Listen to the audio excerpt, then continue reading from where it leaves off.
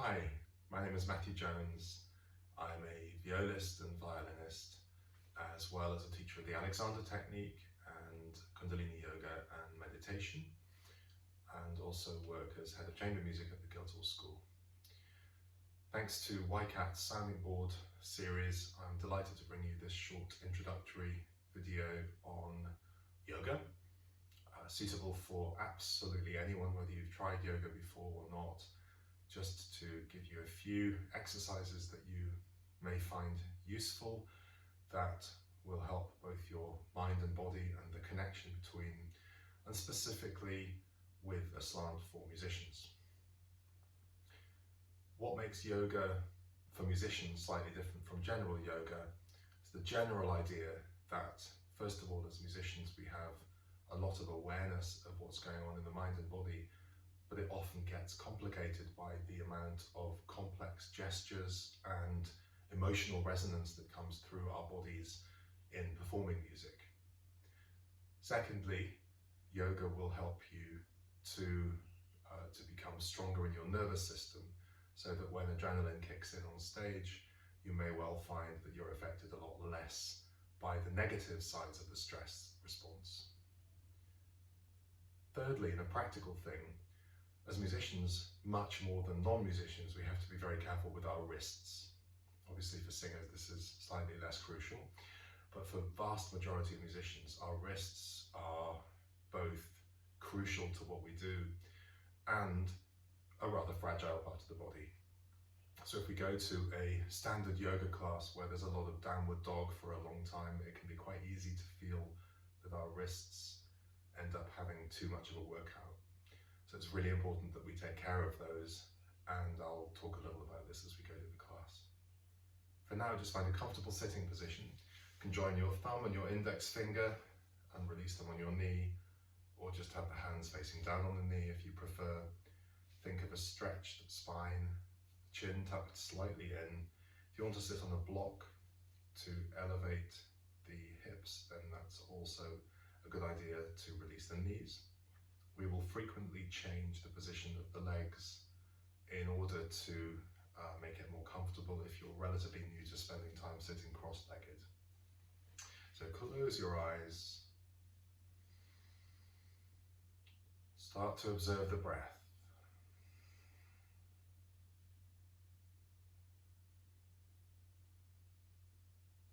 Just by observing it, we already will notice a difference, and ensure that your inhale and exhale are both through the nose. On the inhale, the abdomen inflates like a balloon. On the exhale, the navel releases back towards the spine.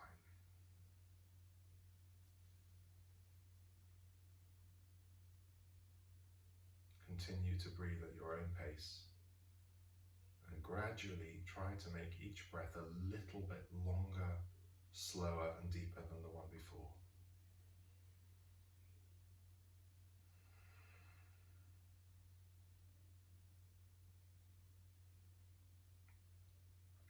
Many of the exercises I will do for the duration.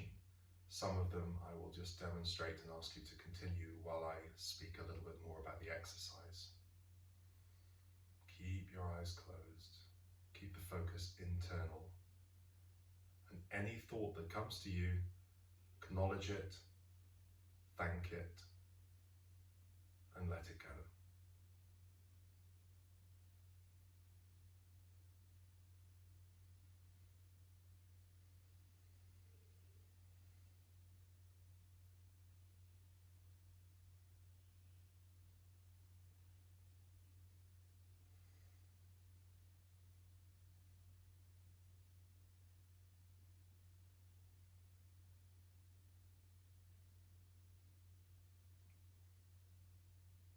Take a deep breath in.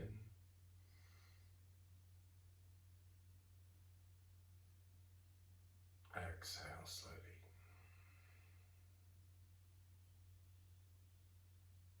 Slowly open the eyes. Bring your hands onto your knees. If your legs are already feeling a little bit uncomfortable, feel free to switch which leg is in front.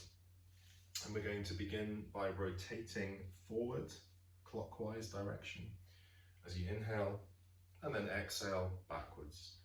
Inhale forwards, exhale back, clockwise to begin with. Start with a small, deliberate movement, maintaining your awareness. Close the eyes as you get into the movement. By closing the eyes, we enhance the other senses, so we start to feel a little bit more of what's going on in the body. Make sure that your inhale is at the front and the exhale is at the back. Both inhale and exhale are through the nose.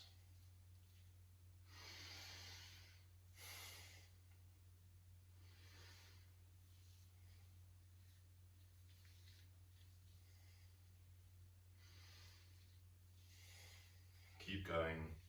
Keep going. I'm going to stop doing the exercise, but please keep doing it. Excellent. Keep going.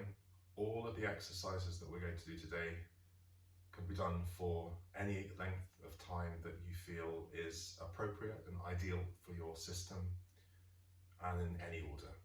Unlike many yoga classes and most types of yoga, today is just simple warm-up stretches to do according to what you feel your body needs. Keep going. Come to the center and inhale. Exhale. Go the other way. So you still inhale forwards, exhale back, but now you're going in an anti-clockwise direction. And because you've already warmed up the body, you can go a little bit further forward, sweep a little bit further back, and go a little faster, a bit more dynamic. It's good if you can hear the breath quite clearly.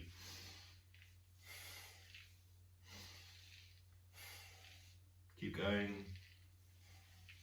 So every exercise we do in yoga, we should always do both sides if it's got a one-sided nature, but often the second side you'll do for a slightly lesser amount of time, simply because the benefit of the warming up with the first direction will reduce the need to do quite as long on the other side. Keep going a few more times. Okay, take a deep breath in the middle. Hold it. As you hold it, release the shoulders. Exhale.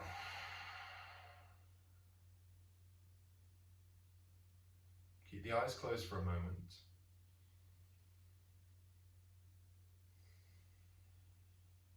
Listen to your body.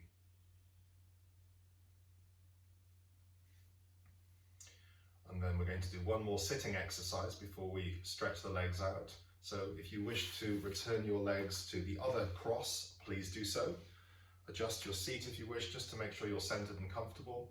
This one, your fingers are in front, your thumbs are behind, your elbows are high so that your upper arms are parallel to the ground. The chin is tucked slightly in, so you elongate the back of the neck and ensure that the spine is going towards its maximum length. We'll close the eyes, but obviously keep them open just to watch my demonstration. We're going to inhale through the nose and turn to the left, keeping the whole of the upper body in one piece. We exhale and go to the right. So I'm deliberately starting with a small movement, keeping the elbows high, keeping the benefits of the exercise for the stretching across the upper body, the opening in the chest and the shoulder girdle. And as you get into it, you may wish to go a little further from one side to another. So join in with the exercise, go at your own pace. I will stop doing the exercise to talk a little bit, but please keep going until I say to stop.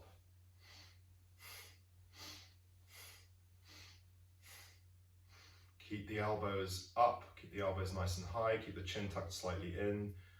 A little bit of audible breath is good. It shows that you're deepening the breath as you do the exercise. Release the shoulders fractionally, but keep the elbows nice and high. Enjoy the stretch from elbow to elbow. You may well feel slightly asymmetrical pulling If you're somebody that plays an asymmetrical instrument, you may find that the muscle groups, one side or another, are not feeling quite the same in doing this exercise. That's very, very normal. Keep going, not long to go, keep going, make it a little bit more dynamic.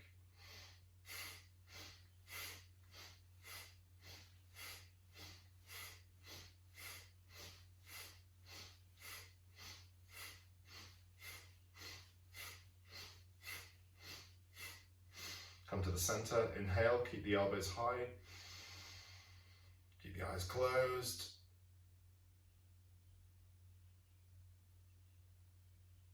Exhale, bring the arms up above you, stretch them up. Keep them up there and exhale. Now inhale deep and shake the arms out, shake out any of that tension that you might have felt you accumulated through doing the exercise, and then slowly exhale, relax. Very often in a yoga class at this point, we'd shake out the arms a bit more, relax them, but briefly, if you are an instrumentalist, can you bring your arms up into a kind of playing position, whatever that playing position may be, to feel the quality of tone in the arms, the lightness in the arms that we feel after just doing an exercise like that for about 1 minute. And this is something that is very practical for us as musicians to do just before we practice, not only as something that we do our yoga as one segment of our day that's the traditional way, but a warm-up, a stretch, a meditation, practicing some mindfulness, whatever aspect it is, we can also infiltrate into our practice routine very effectively. I had great benefits from working with that particular exercise we've just done, getting into playing. If you're sitting in a block, move it away, stretch your legs in front of you, wiggle them up and down, move them in whatever way you feel necessary. Some of you that are used to stretching in yoga may find that moving one leg that side and then the other one this way will be a nice feeling, or even bringing them into butterfly pose, where you bring your hands interlaced, putting them underneath, and then allowing your knees to release as much as possible towards the ground. This is a particularly good exercise for guys to do because our hips are naturally slightly less flexible than female hips. So we're going to gently stretch out, bring your hands up as high as you can, then up, stretch forward. Now if you can grab your big toes, that is the optimum with your 2 first fingers. If you can grab your ankle, that's also great. If you can't grab your ankle, grab wherever you can. It's absolutely not a competition. And if you were to do this a little bit every day, you'd find very quickly that your ability to stretch a little further will increase massively. So the idea is here, we're just going to allow gravity to release our back down a little bit. So you can take a deep breath in through the nose, come up a little bit, exhale, allow the elbows to bend. Try and keep the knees locked, the legs flat on the ground. That's more important than wherever you can reach. And it's a useful stretch to do occasionally. In preparation for the next exercise, we're going to come onto all fours. Now here, symmetry is very important. So make sure that your knees are in line with each other, that your wrists are in line with each other, and also that your knees are in the same line as your wrists. So we could draw a perfect rectangle between the heels of the hands and where the knees are. Bring the head slightly up as you arch the spine down. As you inhale, exhale, head goes down, spine goes up. Do it again. Head goes slightly up as the spine comes down. Exhale, spine goes up as the head goes down. Always inhaling, exhaling through the nose. This is known as cat-cow, because we're going from cow pose to cat pose. And you'll find this in lots of different types of yoga. The idea here is that you start slowly, You feel like you're giving each of the 26 vertebrae in the spine a good massage. And then you may feel like your optimum speed, which is a very personal thing, a little bit like our favourite speed to practice scales, it's a very personal thing as to what we feel will be the most beneficial on any given day and according to our general state of readiness. So you may find that you want to even go as fast as, or you may well just stay in a nice, slow, relaxed feel. But in any case, you're going to close the eyes.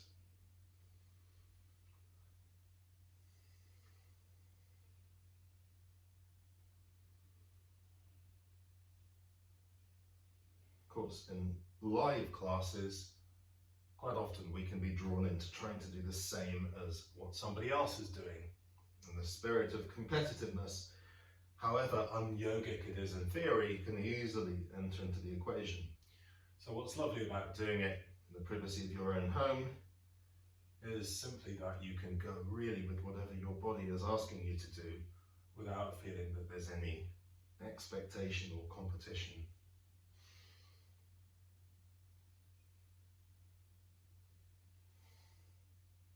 Try and picture the spine, picture each of the 26 little bones.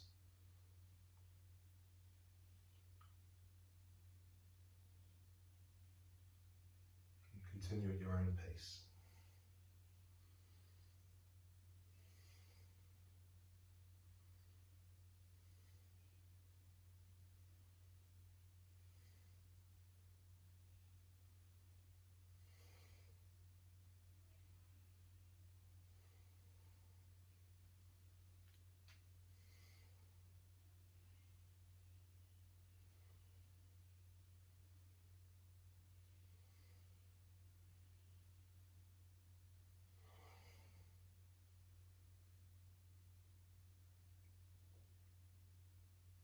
When you come to your next inhale, inhale with the head up and the spine down, hold the position. Exhale, come back to center.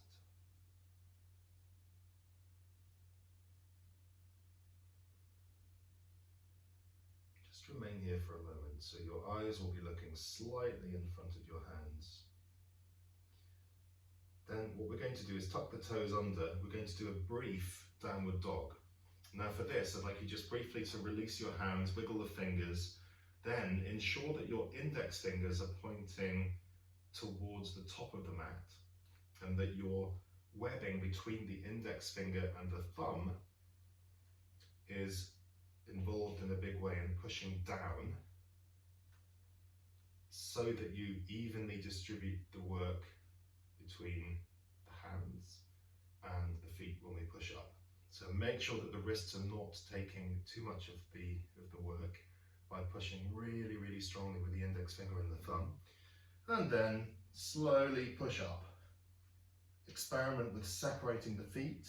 At any point at all, release the knees and come down with absolutely no problem. But see if you can release the shoulders, release one knee and then the opposite knee. Experiment with the feet being a little bit further forward so that you can get the heels further down or further back so that you get more of a stretch, etc., etc.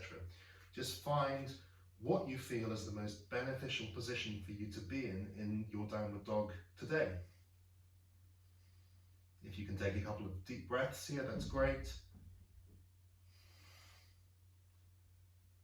And when you try the video after the first time, maybe you can pause it, stay a little bit longer in this position. But for now, begin to walk your feet towards the hands.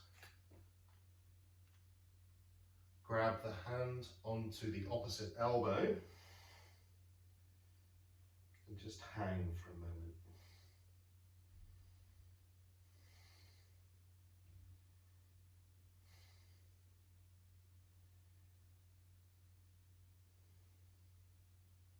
Release the knees a fraction. If you feel like your balance is challenged, then move your feet a little bit further apart from each other. Find a comfortable releasing place where you let go of any excess tension in the shoulders. when you're ready, very, very, very slowly uncurl the spine.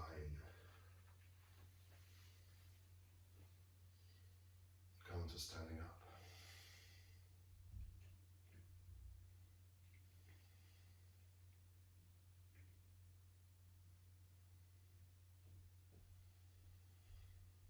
When you've come to the standing position, just relax for a moment. Close the eyes again. Visit each major muscle group in the body and just observe where you are in terms of tension, relaxation, symmetry,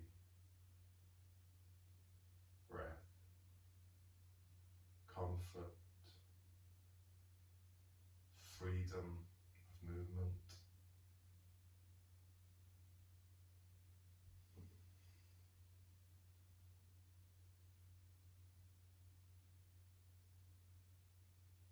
Experiment with what happens when you bend the knees.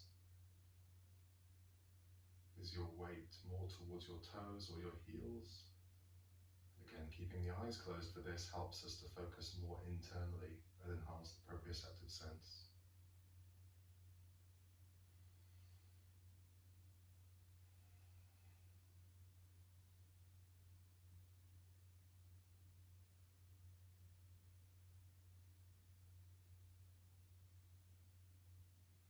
Then slowly open your eyes. You don't need to turn as I am towards the camera now.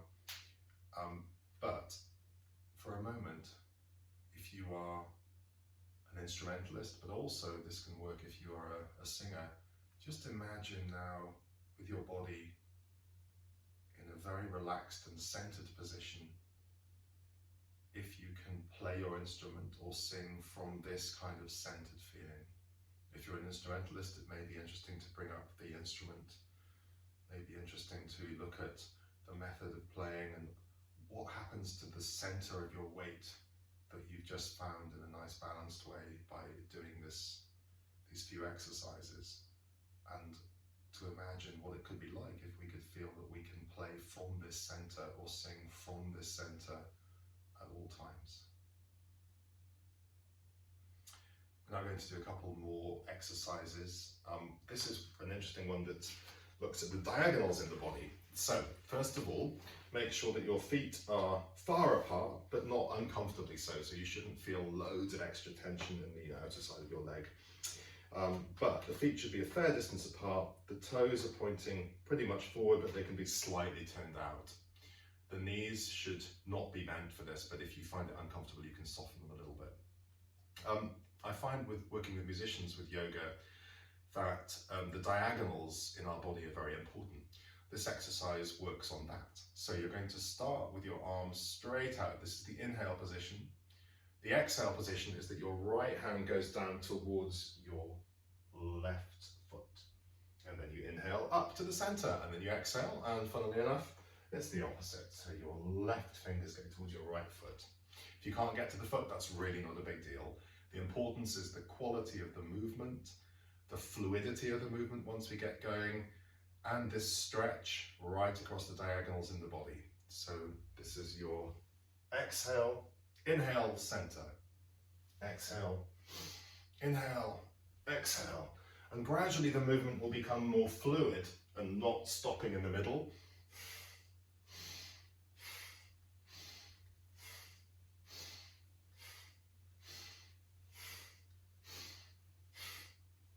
Once you get into it, close your eyes. We're not doing this for very long.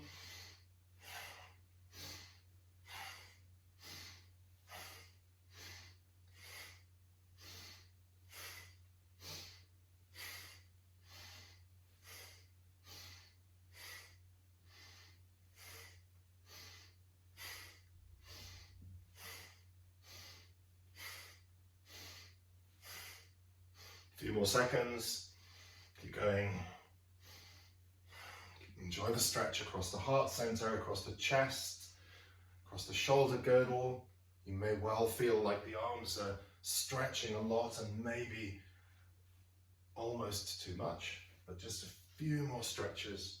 Come to the center, inhale. Hold the breath, hold the position. Exhale, relax the arms and slowly heel toe the feet so they come back gradually to a balanced standing position. And once again, close your eyes for a moment in the standing position. Observe the breath. Try and resist the temptation to breathe out through the mouth. Keep with the breath both in and out through the nose.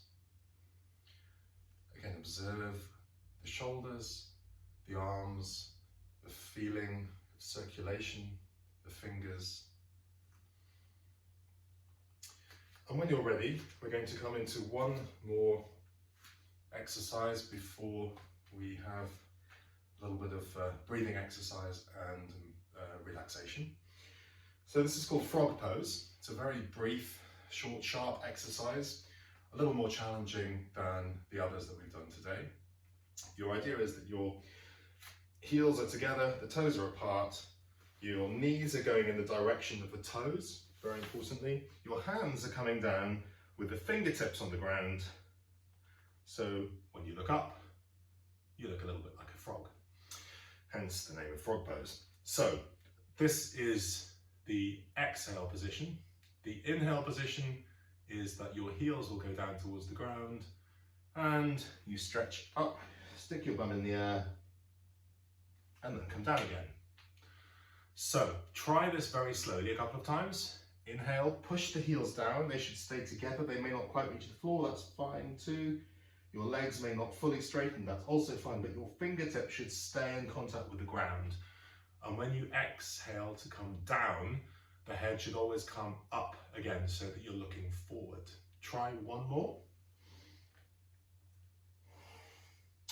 Now, as you get used to this exercise, the most benefit is when it's pretty fast, something like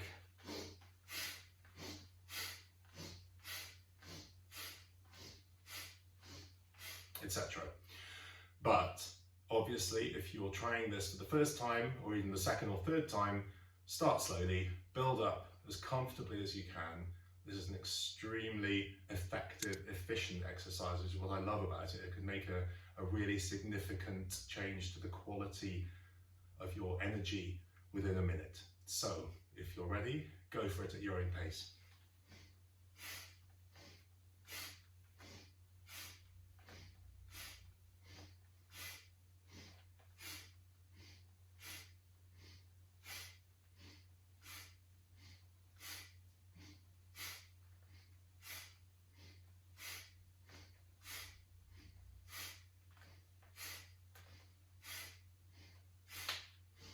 Inhale up.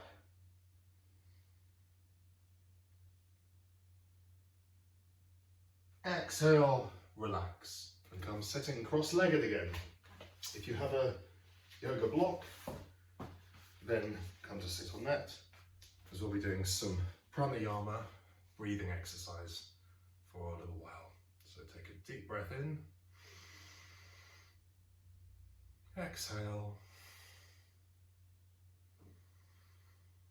Try and keep focusing on a slow, relaxed breath for a few moments with your eyes closed to allow the heart rate to return to normal.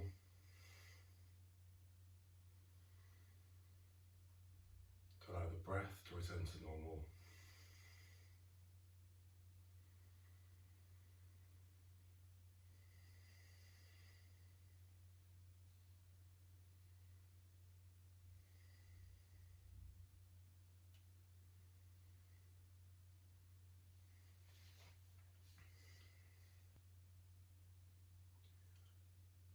Once your breath is feeling like it's going towards back to normal, we're going to do a brief pranayama yoga exercise. Pranayama yoga being one of the many, many types of yoga out there, and specifically looking at the breath. So thousands and thousands of different ways of using the breath. The most common one you'll find in yoga classes of all types is what we're going to do today, alternate nostril breathing. Just before we do it though, put one finger in the front of your nose and exhale. the vast majority of you will find that there is more air coming out of one nostril than the other. And if you try this again in around 2.5 hours, it will be the opposite one. The reason this cycle of breath is useful to us is that when we are breathing predominantly through our left nostril, we're activating the right side of the brain, which is to do with relaxation, digestion, sleep, creativity. And when we're breathing through the right nostril, we're activating the left side of the brain, more the analytical part of the brain. As musicians, we need a very interesting relationship between these two processes in our brain, and I think a unique combination with the creativity having to be underpinned by a logic, structure, and systematic programming of music that we do.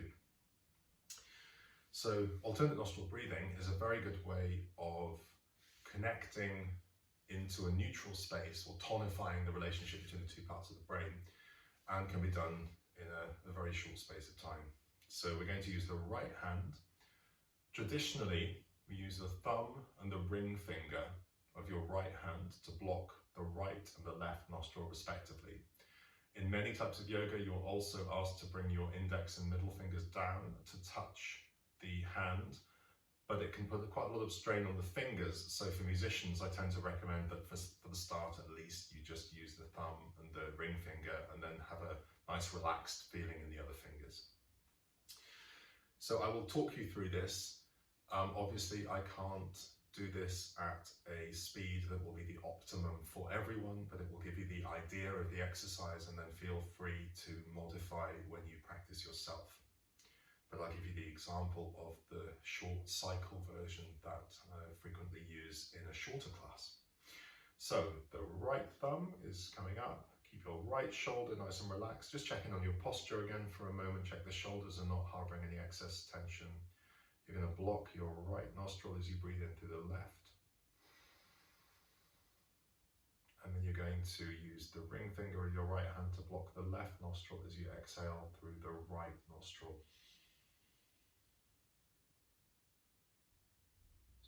Inhale left. Exhale right.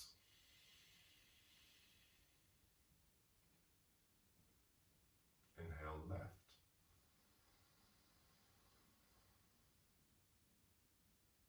Exhale right.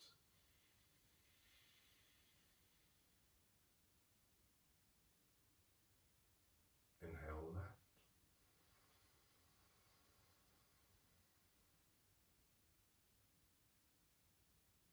Exhale right.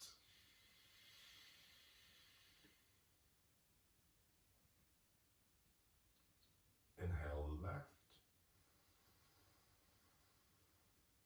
The pattern changes and you're going to exhale also left.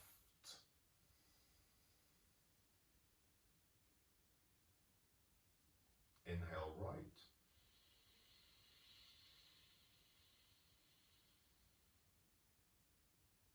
Exhale left.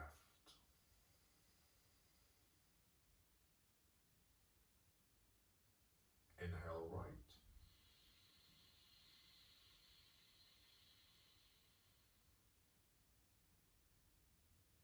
Exhale left.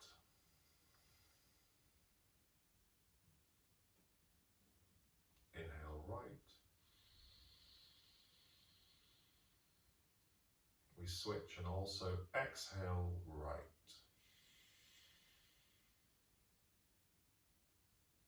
Inhale left.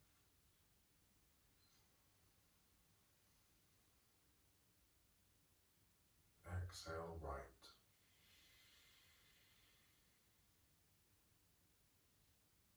Inhale left.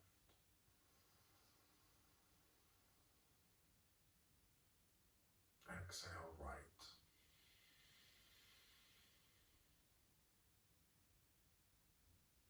Inhale left.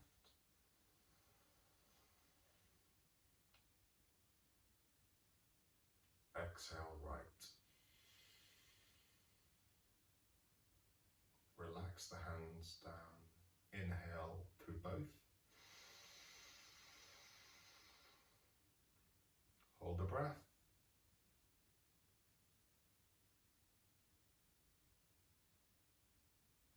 exhale slowly through both.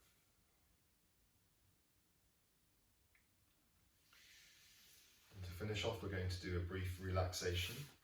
Obviously, the relaxation can last whatever time you wish it to, but just to demonstrate Shavasana or corpse pose, the feet should be a little way apart from each other and the toes will be turned out. When you come into Shavasana, you're going to gently lower yourself down to avoid any excess tension to the back, the shoulders and the spine. Tuck the chin slightly in so you lengthen the back of the neck. The arms will be a little way from your side with the palms facing up, as far away from your side as they need to be for you to feel comfortable.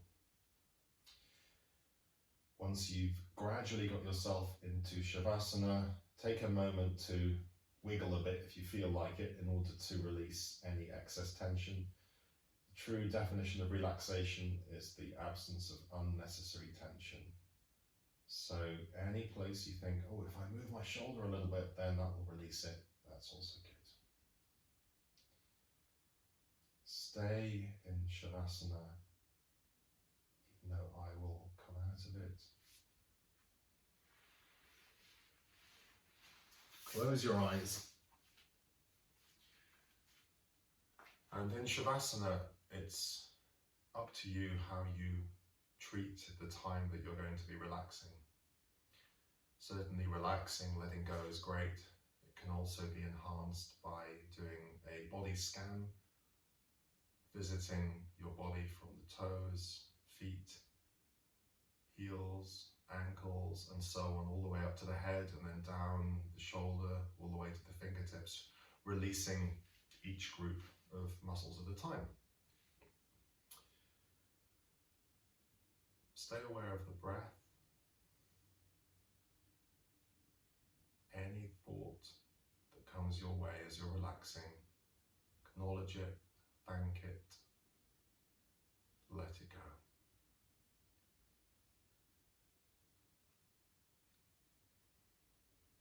Observe any places where you feel a bit more tension one side than another. Observe anything about what you feel generally or in a specific way or in a specific place in your body as a result of doing some of these exercises.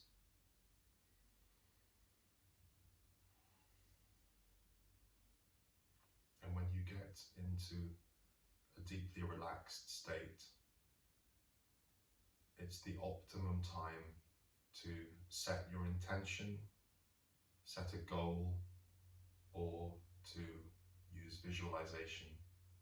Maybe it's a moment to picture yourself performing at your very, very best under pressured situations, still enjoying every moment, remaining connected to your fundamental love of music.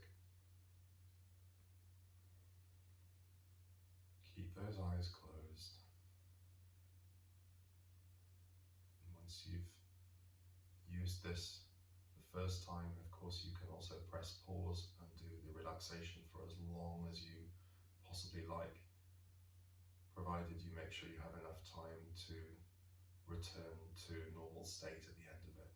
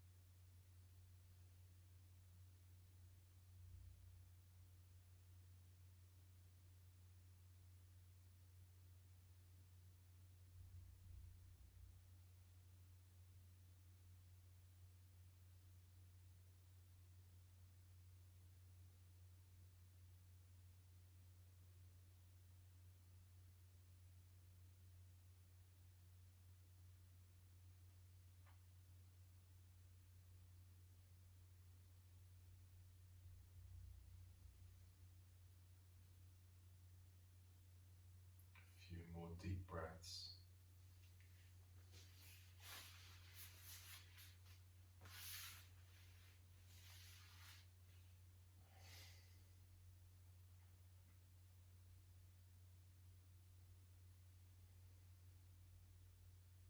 After your next inhale, begin to make some movements with your fingers, your toes, some movements around the wrists and the ankles.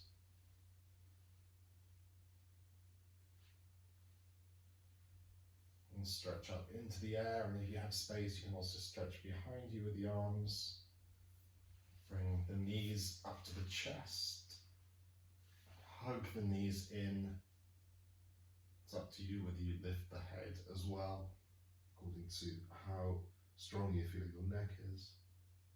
Tuck the chin in if you can do so. Rock very, very gently from side to side. A centimetre or two is plenty. Release the knees back down. Use one hand to push yourself up towards coming onto all fours, and then come back onto your yoga mat, either to sit on your heels like I'm doing, or to sit cross-legged like we were before.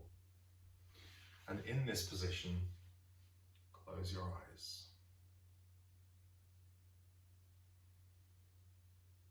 Relax the arms. Take a moment to observe mind and body.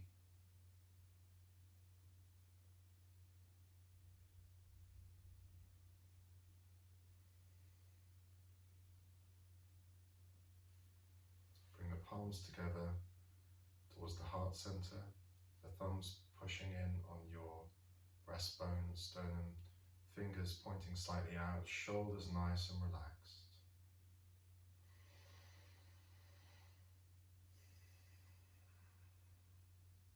The origins of prayer pose that we're in now were to do initially with balancing the two sides of the body and the mind.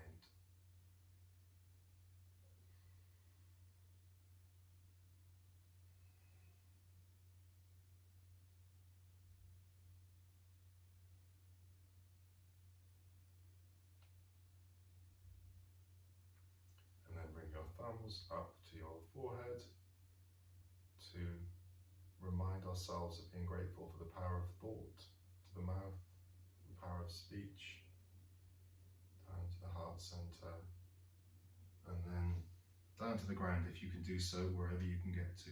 If the head can touch the ground, that's wonderful. That's a tradition, partly to remind us that the heart is higher than the head at the end of yoga classes. Namaste. I think as musicians, we need many, many qualities. Three of them that often spring to mind for me are resilience, resourcefulness, and radiance. I've personally found that yoga has helped me in all three of those areas in a massive way, as well as to connect and give me the chance to understand more and more the mind-body connection, and to remind me frequently of why I fell in love with being a musician in the first place.